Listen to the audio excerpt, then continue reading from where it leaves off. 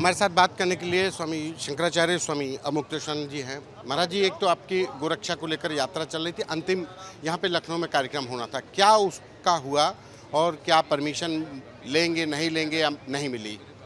देखिए, हमने 81 दिन की गविष्ठी यात्रा उत्तर प्रदेश में निकाली।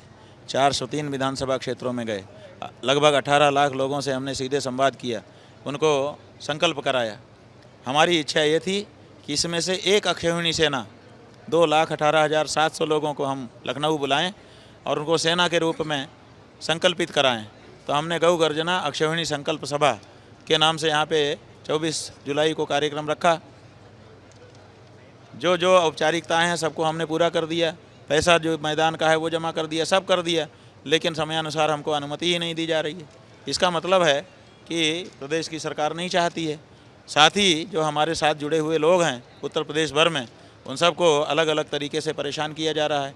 बहुत सारे लोगों को तो हाउस अरेस्ट करके बैठा दिया गया है, उनके घर में पुलिस लग गई है कि बाहर नहीं निकल सकते। तो ये सब जो कुछ किया जा रहा है, इससे पता चलता है कि गाय की विरोधी सरकार इस समय देश में है, और गाय की विरोधी सरकार, धर्म विरोधी सरकार तो रावण की ही सरकार हो सकती है। तो इस समय आदित्यनाथ जी का रोल जो है वो उस तरह का दिखाई दे रहा है।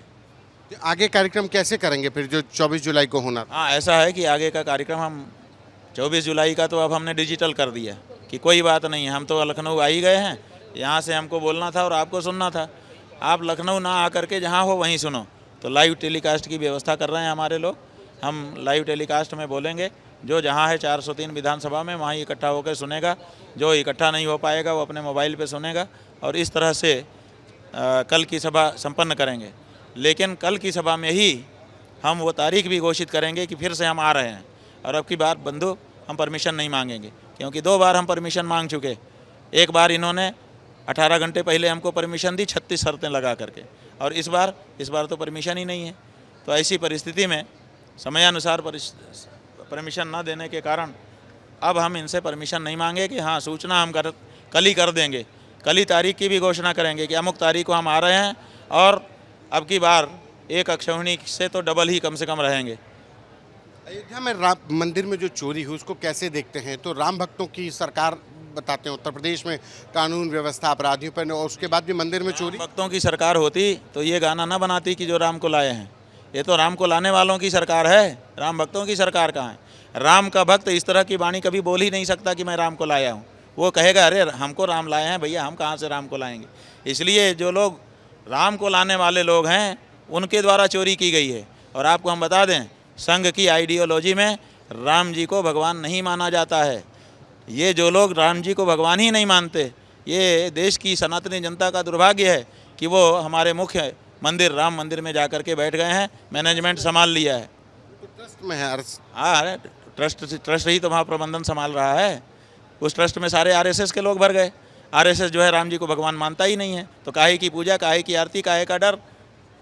उनको तो राम जी को दिखा दिखा के राजनीति साधनी है और तिजोरी पे हाथ साफ करना है, दोनों कर रहे हैं। एक सवाल ये भी कि राम मंदिर ट्रस्ट के द्वारा एक समिति बनाई गई, धर्म समिति, उसमें वासुदेवानंद को बताया गया, शंकराचार्य के तौर पर बताया गया। कैसे देखते हो, क्योंकि विवाद पहले से शुरू हुआ है? बात यह है कि राम जन्मभूमि तीर्थ क्षेत्र ट्रस्ट जो बना, इसकी पहली मीटिंग दिल्ली में हुई, और दिल्ली में ये जब बैठक हुई तो उसमें इन्होंने वासुदेवानंद जी को शंकराचार्य के रूप, ज्योतिष पीठाधीश्वर शंकराचार्य के रूप में कहा। दूसरे दिन अखबारों में छपा, आपके चैनलों में आया। तो हम लोगों ने सुना, हम लोगों ने तुरंत नोटिस भेजा कि भाई आपने इनको किस आधार पर कहा, इनको तो सुप्रीम कोर्ट ने रोक रखा है।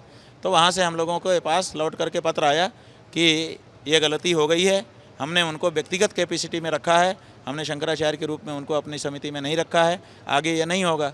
तो जब एक बार ट्रस्ट इस बारे में स्पष्टीकरण दे करके माफ़ी नामा कर चुका है, आगे ना करने की वचन दे चुका है, तो फिर उसको अब दोबारा इस तरह का क्यों करना चाहिए? असल बात यह है कि शंकराचार्य जी के रूप में जो ये गौ माता की रक्षा की आवाज़ हम उठा रहे हैं, उस आवाज़ को कमज़ोर करने के लिए ये अपने यस मैन को शंकराचार्य कह करके तरीके से जन्मभूमि में शामिल करके, कमेटी में शामिल करके, और उनको घोषित शंकराचार्य करवाने की कोशिश कर रहे हैं, जो कि नहीं हो सकेगा। हमने आज सवेरे ही राम जन्मभूमि तीर्थ क्षेत्र ट्रस्ट को एक नोटिस भेज दिया है।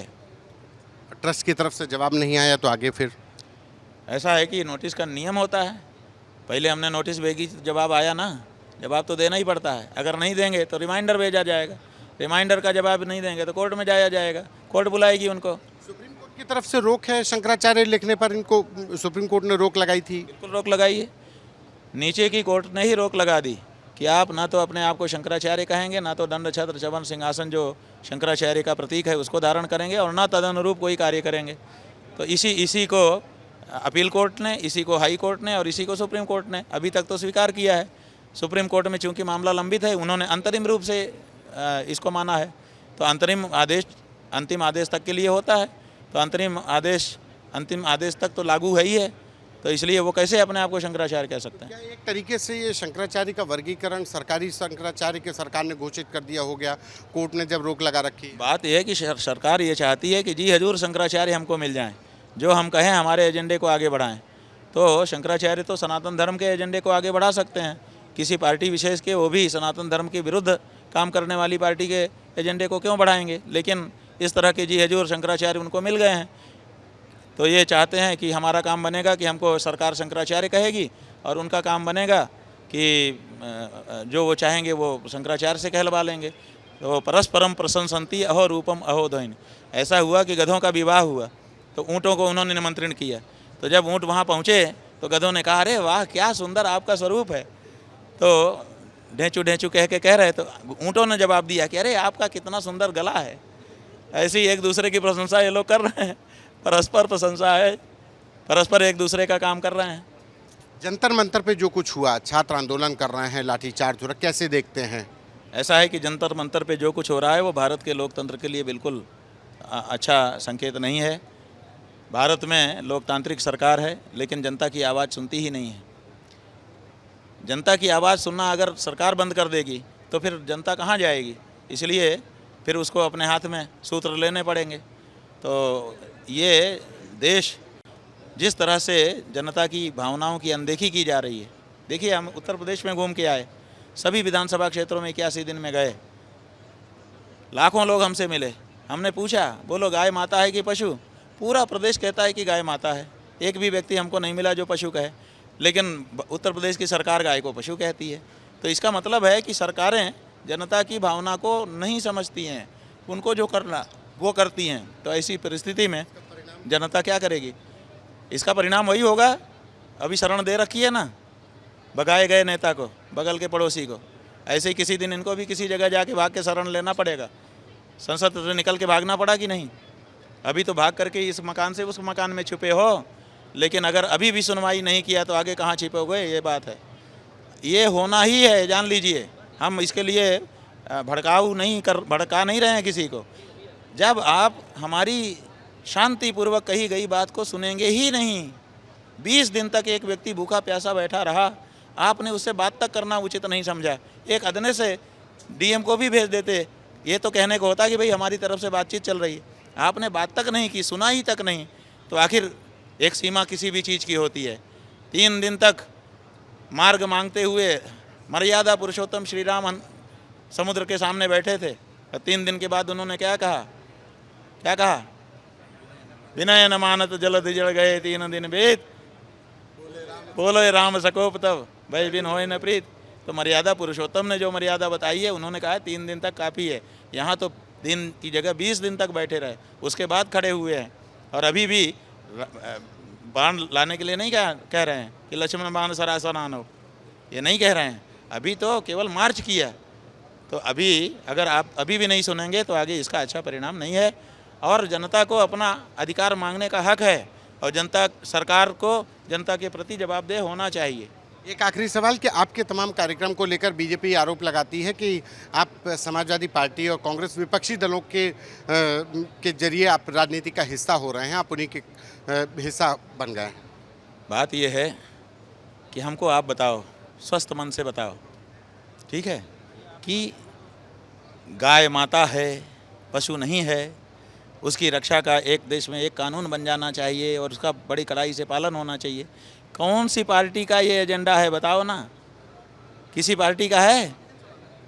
किसी पार्टी का एजेंडा नहीं है। ये सत्य सनातन धर्म का एजेंडा है जिसको लेके हम निकले हुए हैं। अब ये है कि जब हम कोई भी बात कहेंगे, हम ही नहीं, आप भी कोई बात कहोगे तो वो बात किसी के पक्ष में होगी, किसी के विपक्ष में होगी।